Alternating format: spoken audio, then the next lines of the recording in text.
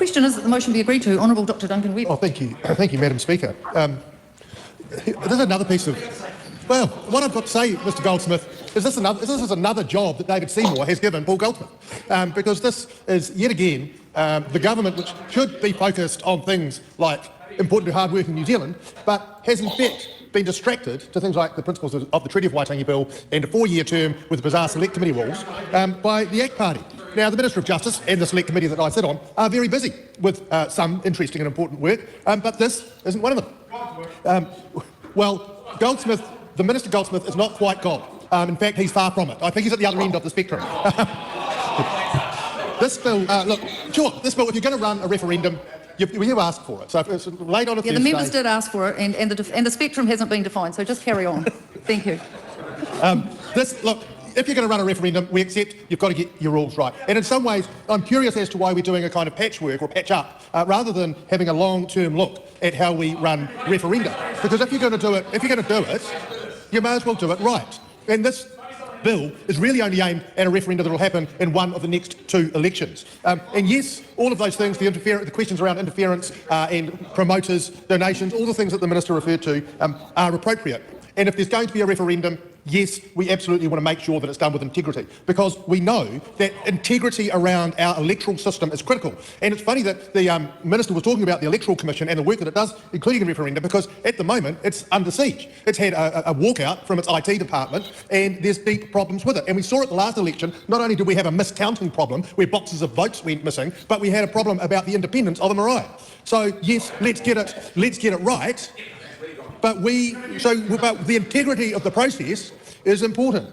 So look, if this party, if the National Party wants to be distracted, and this is the biggest thing that it wants to send to the Justice Committee, then go for it. But the fact of the matter is that this bill and the 4-year term bill is not something which is going to change New Zealanders' lives, and it's the ACT Party wagging the dog once again.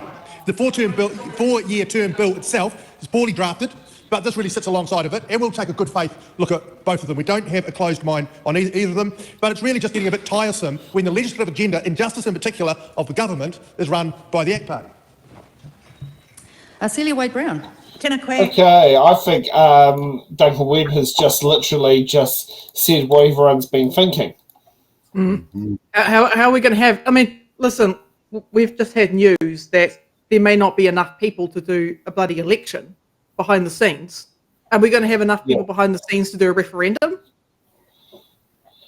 Yeah, and considering, aren't they also looking at changing the law to reduce the special voting count period down to 2 weeks from 3? Even that Christopher Luxon literally contributed to that problem by doing a special vote in Botany for Epsom. And also at the same time, they want to get rid of same-day enrolment, which...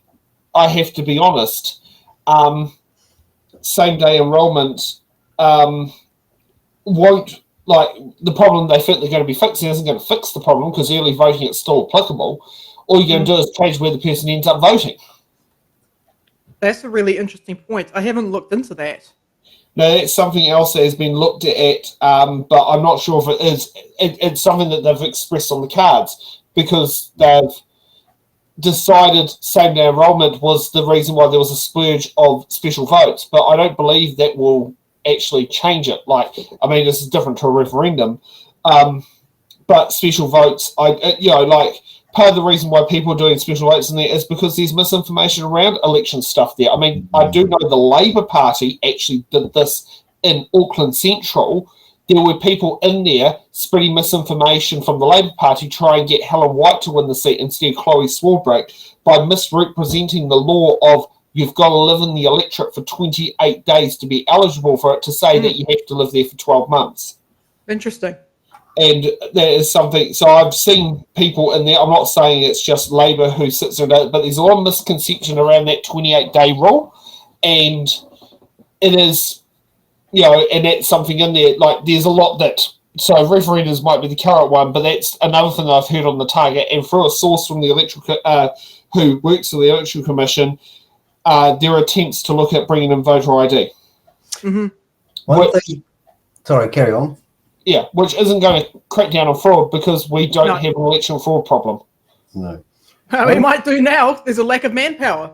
One one thing that really hasn't been mentioned is the problem with the referendum campaign funding.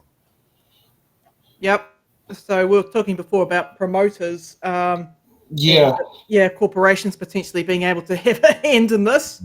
Well, look what we saw with the cannabis referendum, with how much money was pushed into, what do they call them, AstroTurf groups that was just fronts for the big industries that were against having a competitor step on their toes. Yeah. New Conservatives, I believe, were an indirect recipient of that. The cannabis referendum was a perfect example of all the facts on your side with no money makes no difference. Yeah. Thanks for watching. Make sure you're subscribed to our Facebook, YouTube, Twitch, Instagram, TikTok, News Guide, the Order Paper Podcast. YouTube, Twitch, Instagram, TikTok, News Guide, the Order Paper Podcast.